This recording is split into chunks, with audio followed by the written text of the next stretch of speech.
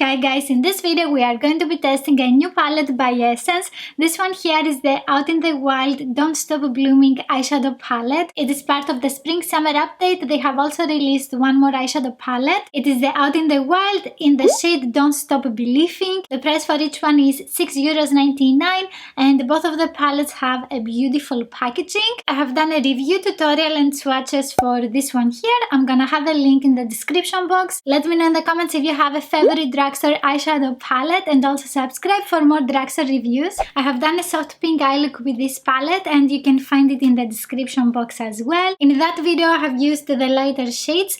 Today I want to use the remaining so I can share with you my thoughts about the palette. I'm gonna start off with this beautiful shade here and I'm blending this in the crease area. I'm going back and forth in the crease and this blends beautifully. It has a matte finish and it looks super pretty on the eyes. I'm buffing that out with the eye blender brush by Essence. You can also build up the intensity if you want.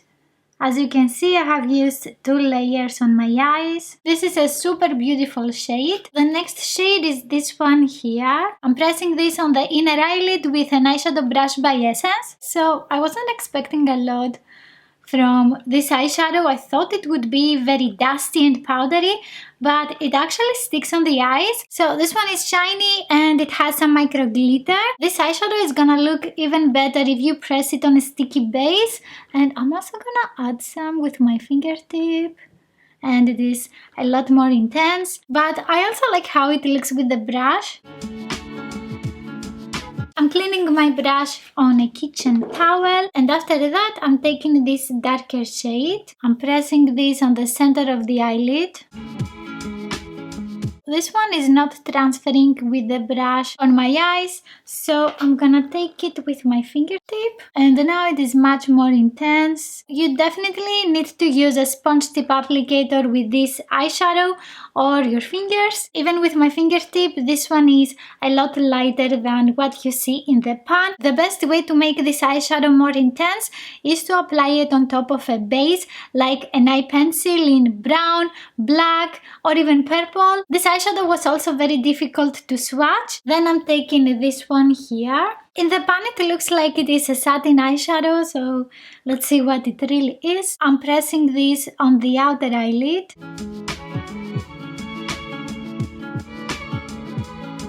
It looks very nice. It's not very dark, but if you want something soft and you're not comfortable with very dark eyeshadows, this one is for you. I also want to apply some with my fingertip. I think it gets a little bit darker. However, it's not such a big difference. This one blended super easily on the skin. After that, I'm taking this one in the center and I'm using this on the outer part of the lower eye. This one is super pretty.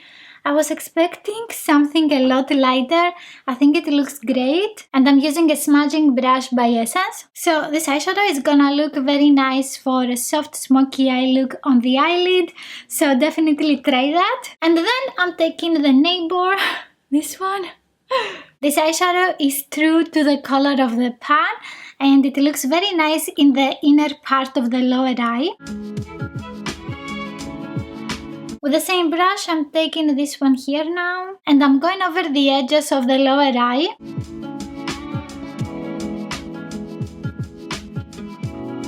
And let's continue with this cutie pie here. And with this, I'm highlighting the inner corner and I'm using a pencil brush by Morphe. This one was not great in the swatches, but it is super shiny and beautiful in the inner corner. Moving on to this light shade here and I'm blending in the inner crease with the brush 225 by Zoeva. I think this one is not so opaque. You need a couple of layers with this eyeshadow to lighten up the inner part of your eyes. On my lashes I'm using the Lash Princess Powerful Curl and Volume Mascara.